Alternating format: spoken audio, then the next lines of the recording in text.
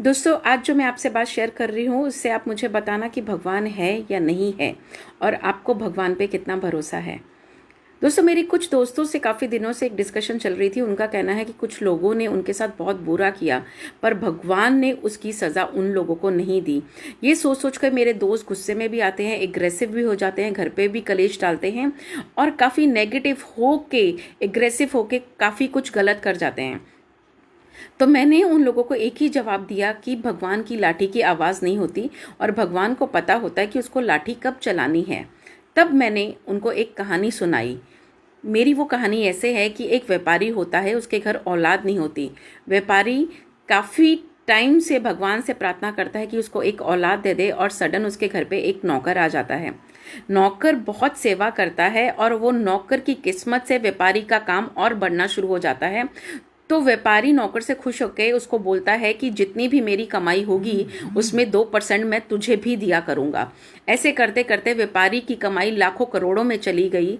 तब व्यापारी ने ये सोचा कि 2% इसका बहुत ज़्यादा हो जाता है और व्यापारी के मन में लालच आ जाता है और व्यापारी सोचता है कि ये तो एक नौकर है, नौकर को इतना क्यों दूंगा मैं। तो ऐसा सोचकर उसने सोचा कि मुझे इससे छुटकारा पाने का एक ही तरीका है कि अगर मैं इसको मार दूं।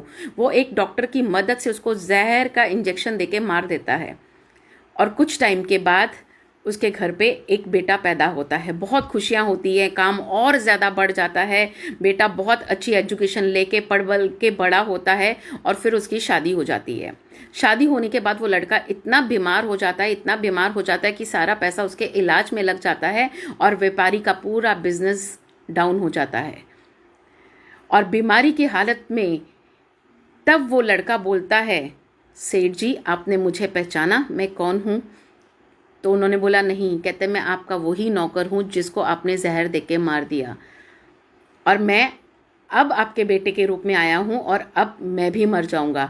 तो उन्होंने बोला कि इसकी बीवी का क्या कसूर है जिससे इसकी शादी हुई है? तो उसने बोला कि उसकी बीवी का ये कसूर है कि पिछले जन्म में वो नर्स थी और उसी ने मुझे इंजेक्शन देके मारा था। आपने देखा, भगवान की लाठी में बिल्कुल भी आवाज़ नहीं होती। हम चाहते हैं कि जो हमारे साथ आज हुआ है उनके साथ भी फैसला अभी हो जाए, लेकिन भगवान को पता है किसको कब कैसे जवाब देना है। कर्मों का फल सबको मिलता है, किसी को आज किसी को कल। सिर्फ हमें भगवान पे विश्वास करना है और उन पे आस्था रख कर हर चीज़ को उन पे छोड़ देना है।